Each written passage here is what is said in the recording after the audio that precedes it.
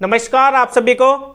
इस वीडियो में मैं आपको बताऊंगा भारतीय साक्ष्य अधिनियम का सेक्शन 6।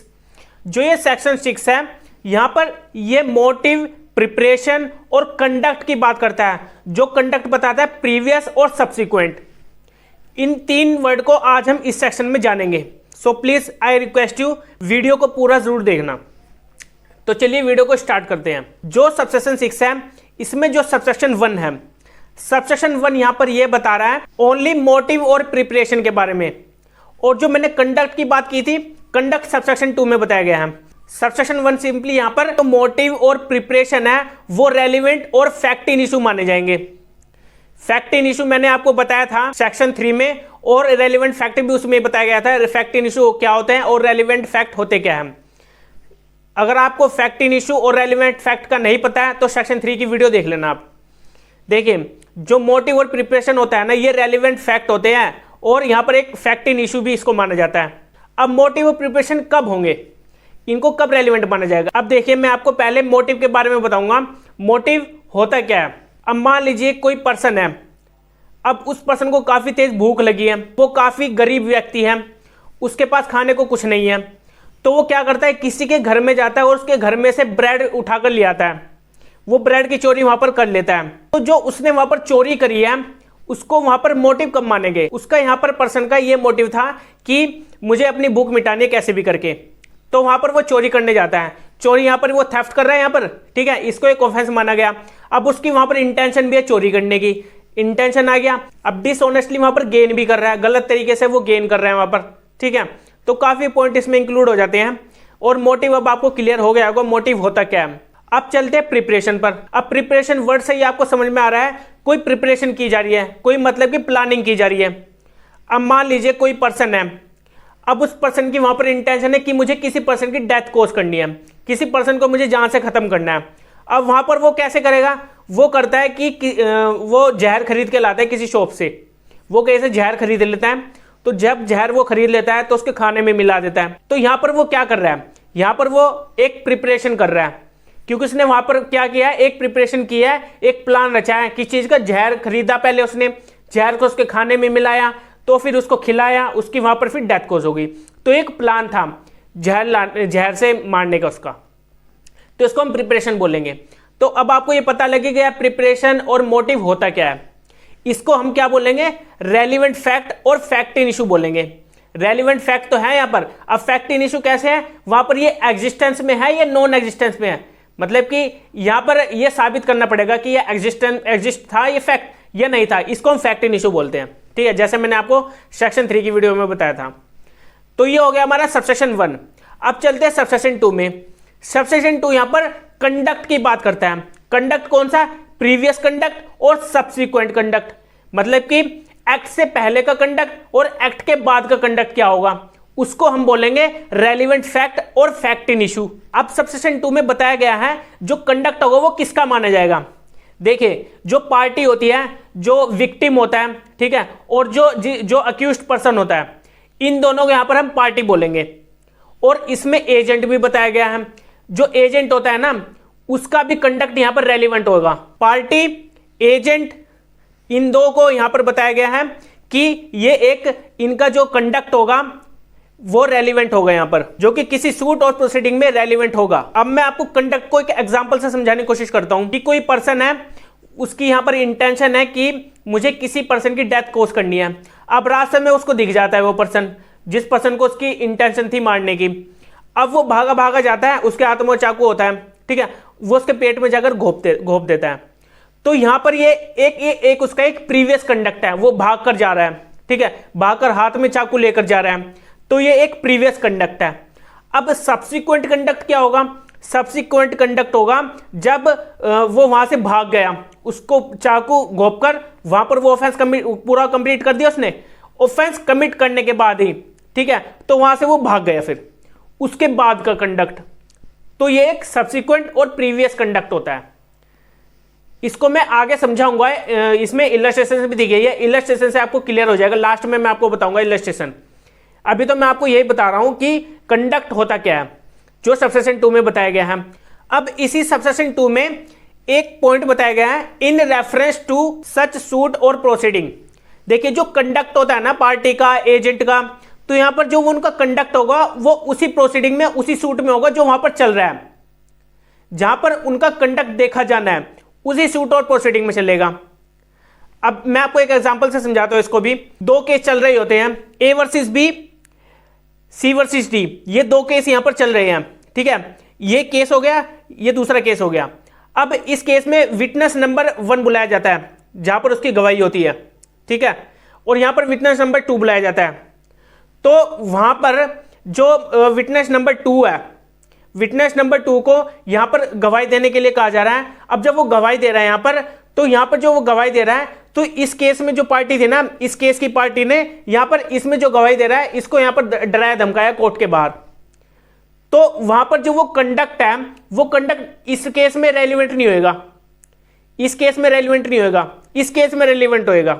अब यहां पर यही बताया गया इन रेफरेंस टू सूट और प्रोसीडिंग, उसी केस में वही हुआ होना चाहिए कंडक्ट, उसी केस का रिलेटेड होना चाहिए, उसी केस का कोई विटनेस होना चाहिए। मतलब कि यहां पर यही बताया गया है उसी केस से रिलेटेड कोई फैक्ट होना चाहिए और किसी अदर केस से रिलेटेड कोई फैक्ट नहीं माना जाएगा। ये यहां पर यही बता रहा है और कुछ नहीं है। अब आगे एक और वर्ड बताया गया है in reference to any fact in issue और रेलिवेंट फैक्ट।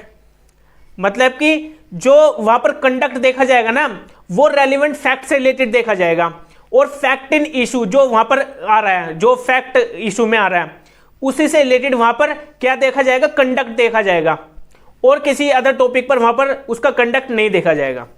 तो यहां पर ये आपको क्लियर हो गया होगा जो प्रीवियस और सब्सिक्वेंट कंडक्ट है वो कब माना जाएगा, और यहां पर जो रेफरेंस की बात की गई है कि उसी केस में माना जाएगा जो केस चल रहा है, उसी केस से रिलेटेड होना चाहिए वो फैक्ट, तो उसको वहां पर रेलिवेंट फैक्ट माना जाएगा। जो कंडक्ट है वहां पर, कंडक्ट जो देखा जा रहा है वहां पर। अब मैंने आपको बता दिया सबसेक्शन 1 और सबसेक्शन 2 जो कि मोटिव, प्रिपरेशन और कंडक्ट की बात करते हैं। अब इसमें दो एक्सप्लेनेशन और दी गई है।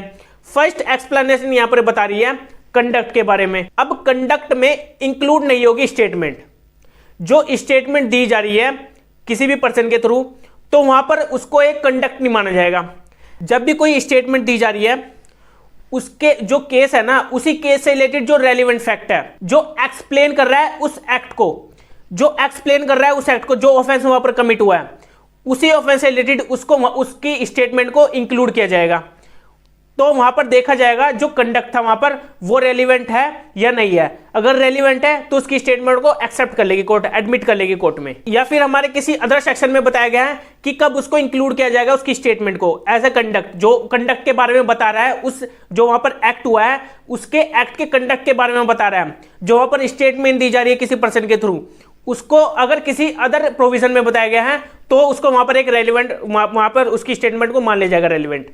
लेकिन इसमें बताया गया है उसकी स्टेटमेंट को इंक्लूड नहीं किया जाएगा ऐसा कंडक्ट जो वहां पर वो स्टेटमेंट दे रहा है अपनी, जो कंडक्ट के बारे में बता रहे हैं उस एक्ट के, तो वहां पर वो इंक्लूड नहीं होगा। लेकिन वो तब होएगा जब वो एक्सप्लेन कर रहा है उस एक्ट के बारे में जहां पर वो एक्ट हुआ था, तो उसको फिर वहां पर एक रेलिवेंट फैक्ट मान लिया जाएगा। अब एक्सप्लेनेशन 2 दी गई है इसमें। एक्सप्लेनेशन 2 यहां पर यह बता रही है जो कंडक्ट है पर्सन का वो कब रेलिवेंट होएगा, मतलब कि जो वहां पर कंडक्ट है किसी पर्सन का वो कब रेलिवेंट होएगा। वो तब रेलिवेंट होएगा जब कोई स्टेटमेंट दी जा रही है इन हिज प्रेजेंस और हियरिंग में, ठीक है। तो वहां पर जो वो स्टेटमेंट दी जा रही है जो कंडक्ट को अफेक्ट कर रहा है उसको हम रेलिवेंट फैक्ट मान लेंगे। जो वहां पर स्टेटमेंट दी जा रही है किसी भी पर्सन के थ्रू और वहां पर जो वो बोल रहा है कि ये कंडक्ट है, यहां पर ये एक रेलिवेंट फैक्ट है, यहां पर जो वो स्टेटमेंट में अपने बता रहा है, तो वहां पर उस कंडक्ट को वहां पर एज ए एडमिट कर लिया जाएगा कोर्ट में। जो वहां पर स्टेटमेंट दे रहा है कोई पर्सन उस कंडक्ट के बारे में बता रहा है। तो ये एक्सप्लेनेशन 1 और एक्सप्लेनेशन नंबर 2 ये आपको क्लियर हो गई होगी। अब मैं आपको इसी में ही कुछ इलस्ट्रेशन दी गई है जो मोटिव, प्रिपरेशन और कंडक्ट के बारे में बताती है। पहले मैं आपको मोटिव से रिलेटेड एक इलस्ट्रेशन बताऊंगा।